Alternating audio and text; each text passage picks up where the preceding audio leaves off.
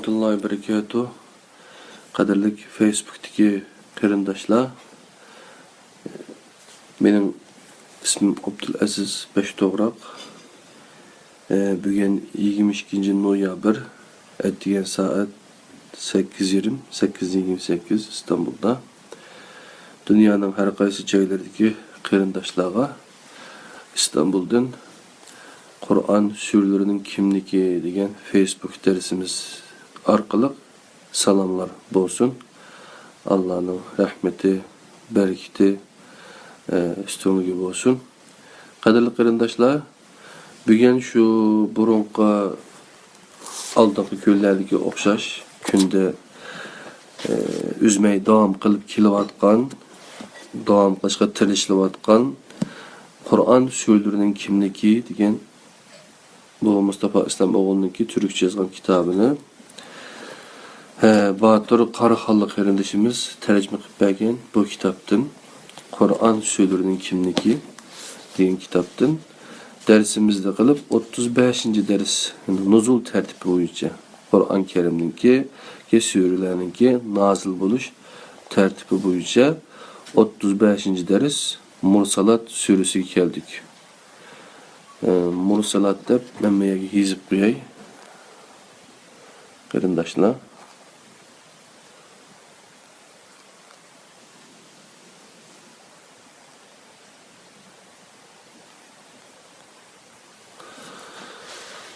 Sürü Mursalat degan sürü ekan 35. ders. 35. sure. Sure 1. ayette tilqilingan evetilgenler ma'nosidagi mursalat kelimesi bilen atalgan.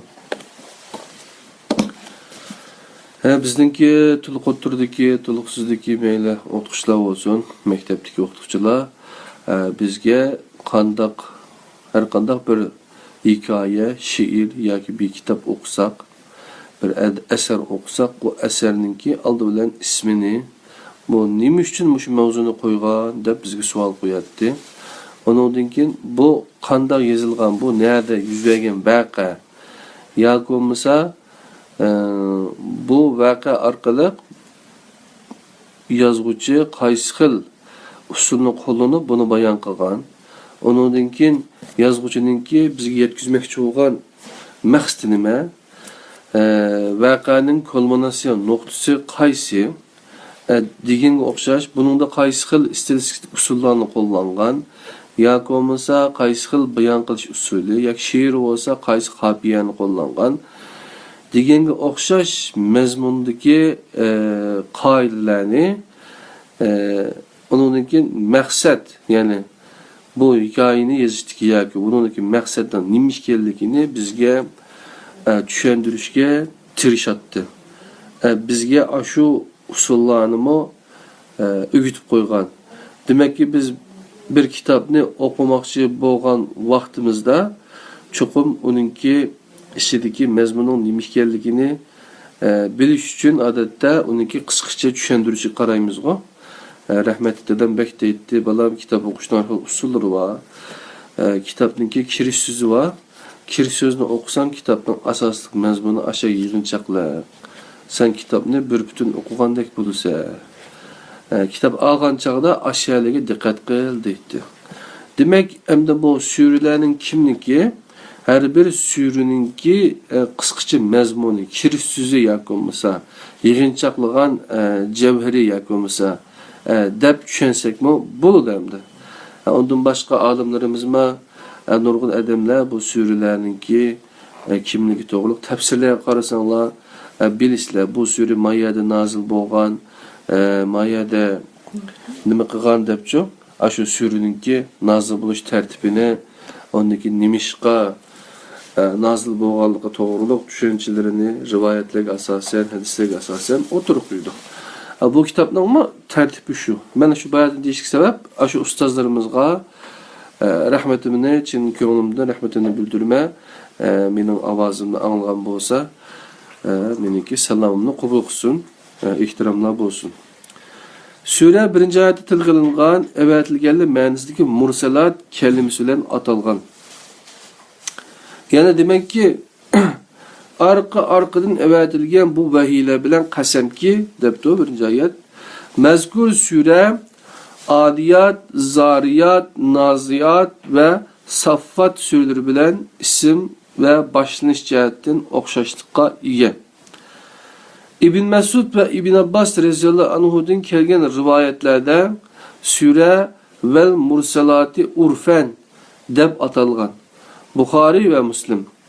İbn Abbas bu sureni okuganda namaz şamda Resulullah'ın ağzından en ahir ketim algan sure bu idi deb köz iş kılgan.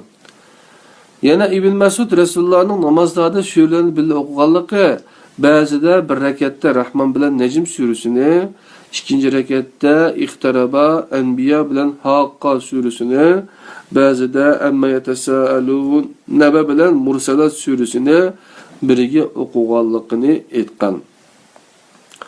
Sure Mekke'de nazil bolgan bulup, surenin mezmunu ve uslubudan bunu kürvaglı buldu ki, İbn Mesud'dan kelgen rivayet bizge surenin nazil bolgan vaqt hakkında yip-uchi birib ötmekte. O mundaq degen. Biz Mina'dagi bir g'arda mahfi halda Resulullah bilan uchrashatdik. Bu sure nazil bo'ldi. Yani Bukhari. Bu rivayetden bu vaqtning da'vatning dastlabki mezgili ekanligini bilgili bo'ldi. Bu mezgil risolatning 5-yilga to'g'ri kelmoqda. Bu sure dastlabki mezgillarda tizilgan nuzul tartibida Humaza Qaf suresi arasına tizilgan. Mezkur surede vahiy ve qaytadan tirilish asos etimi qilingan. Vahiy aqlning, ahiret dünyanın ruhidir. Sure bu iki amilga can bergen ayetlerden terkip topgan bulup, ahirki saat, kıyamet, qaytadan tirilish, hisab günü, mukafat ve ceza qatarlıklar tafsilatlar bilen insanın ebedi istiqbali hakkında to'xtalgan. Sure Adiyat, Naziyat ve Saffat sureleriga o'xshash iniqlig'uchisiz sifatlar bilan boshlanadi. Bismillahirrahmanirrahim.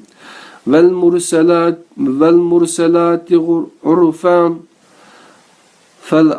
fel asifati asfan ven naşirati neşran fel farikati farqan fel mulqiyati zikran uzran ev nuzran. Sadakallahul azim. Arkadan evetilgen bu vahiyler bilen qasam ki andım bir buranga o'xshash hammani uçurganlar o'rnidan qo'ziqib etgan jamiyatda chalqinish paydo qilganlar va ilohiy vahiyni butun kuchi bilan tarqatquchilar. Andin haq bilan botilni tanlab ayirg'uchilar. İnsanni ta'riflashga til ojizlik qiladigan bebaho bir nasihat bilan uchrashtirg'uchilar.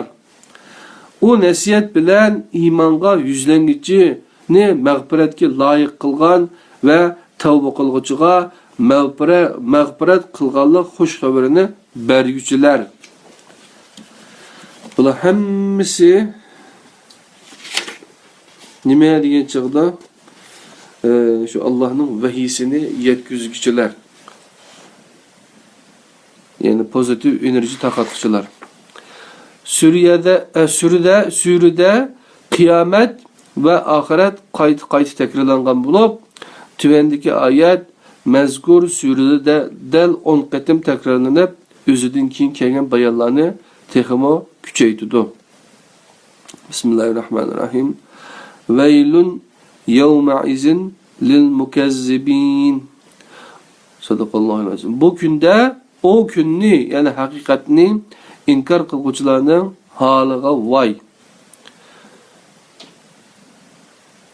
Surada oxirgi soatda meydonga keladigan ilohiy buzilish alomatlari jalliq tasvirlangan. Demak, bu nimani inkor qildi ekan desa, Allohning oyatlarini, vahiyni inkor qildi ekan-da. Ondan kelish mutlaq bo'lgan hukm kuni haqida to'xtalib, bu ig'ir kunning qattiqligi eskartilishlar bilan birga ilgiriki inkar qiluvchi qavmlarning oqibati, insonning asli qaytadan tirilish va berilgan ne'matlar tilga olinib, Allohdan kelgan haqiqat vahiyni inkar qiluvchilarni oxiratda kutib turgan azob jonliq tasvirlar bilan bayon qilingan. İnkarcılar agahlandırılgan ve mas'uliyat tuyg'usiga ega bo'lib, yaxshi amal qiluvchilarga oxiratda berilgan mukofotdan xush xabar berilgan. Yani 11-oyatdan 49-oyatgacha mush mazmunga yuqorqi. Vasılı holda vahiyni ima qilib boshlagan sura yana vahiy ima qilingan holda oxirlashidir. Bismillahirrahmanirrahim.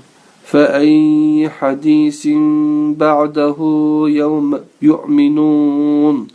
Ular bu sözge, vahiyge işenmegen bolsa, onundan başka qaysi sözlerge işinidu, qaysi hadiske işinidu. Mine hadis degen gepni Kur'an-ı Kerim'de Sure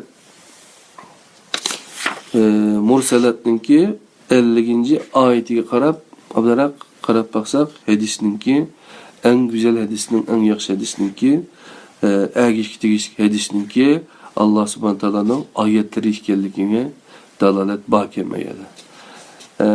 Biz şuna hadis düşmeni emez ama hadisini bekrak muhim boğan nəsininki Kur'an-ı Kerim'nin ayetleri işkelliğini onunla bəgən, hadiski bəgənçilik bir ehmiyet bəməmət qallıqımızını körüp yetkişke, şunlaşqa Kur'an ayetlerini, Kur'an'ni merkez kılıp, muşiyaga bekrak küçüp gitişimizge sebep şu, ondan başka nəsə emas.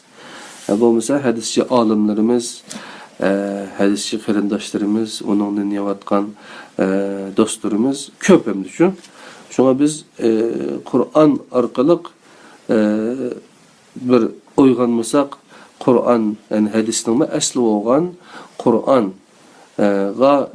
hadislerin yazılışına sebepçi olgan Kur'an sürüleri, Kur'an ayetleri Peygamber Aleyhisselam'ınki elçilik vazifesi bilen Resulullah bulup süpütü bilen Allah'ın risaleti olgan Kur'an-ı Kerim'ge bolgan tonuşumuz yukarı götürülediğin məqsəddə qadirli qarindaşlar Kur'an sürülerinin kimliki degan bu dersini sizlar bilan birga internetda, yani Facebook Kur'an halqısı dersimizde birga qilyapmiz. Qadirli qarindaşlar, biz özümüzün məqsədini bir yerdə sizlarga tushundirib yoki boshqalarga tushuntirib o'tishdan hojat yo'q. Anlab baqqanlar dersini anlawatıdı. Anlab, yani 5-6 qatim anlaganlım bakken bazı derslerimizni qilib shu bir qancha saat o'tkazib olgan Allohda 100 dan ortiq odamninki ko'rganligini ko'ryapmiz. Demak, gapimizda yolg'on yoki bo'lmasa kitobdan sirt yoki bo'lmasa xato deb qaralgan ba'zi gaplar bo'lsa, bu o'zimizning gapi. İnsan xatolashmaydi emas, xatolashadi. Bizning kechirib o'tinglar.